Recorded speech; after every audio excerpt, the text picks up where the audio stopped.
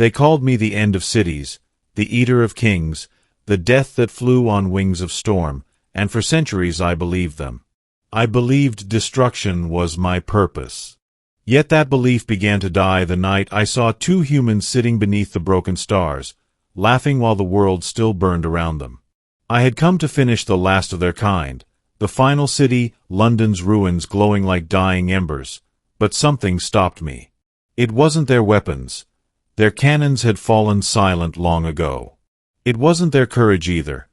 I had seen courage in dying eyes 1,000 times before. It was the sound. Laughter. Pure, foolish, fragile laughter echoing through fire and ash. The boy's hand brushed the girl's as they shared a loaf of bread and a bottle of cheap red wine in the ruins of a library.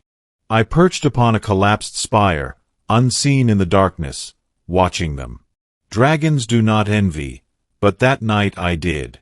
The boy was scarred, his jacket torn, the girl's hair matted with soot, yet in that moment they looked untouched by the war that had erased their world.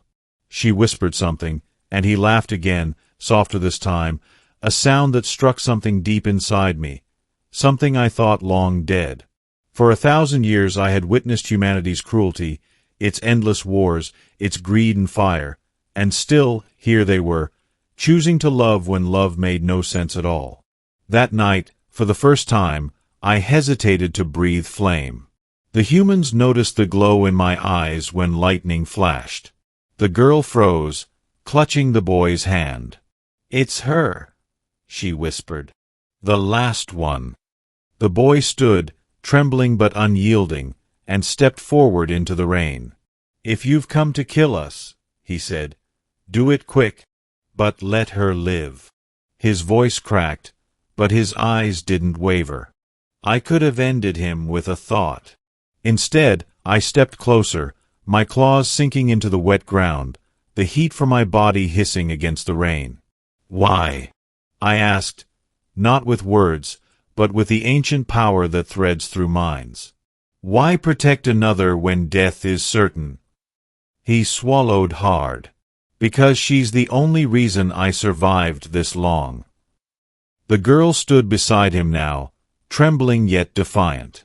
"And if you're going to burn us, at least let us burn together."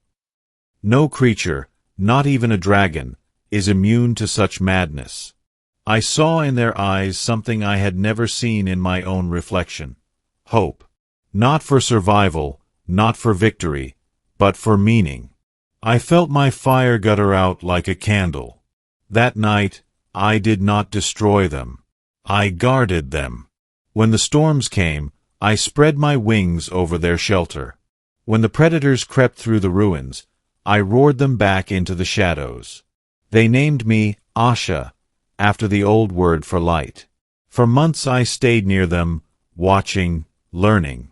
The girl, her name was Azel, would hum songs to the stars. The boy, Kieran, would talk to me about books, machines, dreams of rebuilding what was lost. They never touched me, but they never feared me either. And then came the day the sky fell again. Human drones, the last remnants of an automated army, detected my heat signature. Missiles screamed down from orbit. I tried to fly, but the blast tore through my wing. Azel and Kieran ran toward me instead of away, their tiny hands trying to pull shrapnel from my flesh. I could have fled, but instead I curled around them, shielding them from the next strike. Pain was nothing new to me, but protecting them, that was new. The next morning, I lay dying in the crater. Smoke rose from my wounds. My fire was fading. Kieran knelt beside me, pressing his hand against my scales. "You saved us," he whispered. I could barely breathe. "No," I thought, letting the words flow through him. "You saved me." Azel was crying. "Please," she begged, "don't go. You can't leave us now." I looked at them one last time. "Then promise me," I said in their minds. "Promise me you'll rebuild the world, without hate." They both nodded. My sight dimmed, the rain cooling the last embers of my heart. I expected only darkness. But the universe is not cruel, only cyclical. When I awoke again, I wasn't flesh.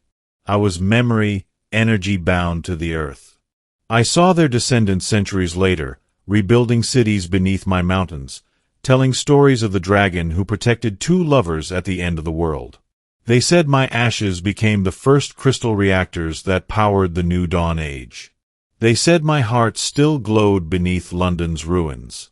And sometimes, when two lovers stand beneath the auroras and whisper to the stars, the light flickers brighter, because I am still watching.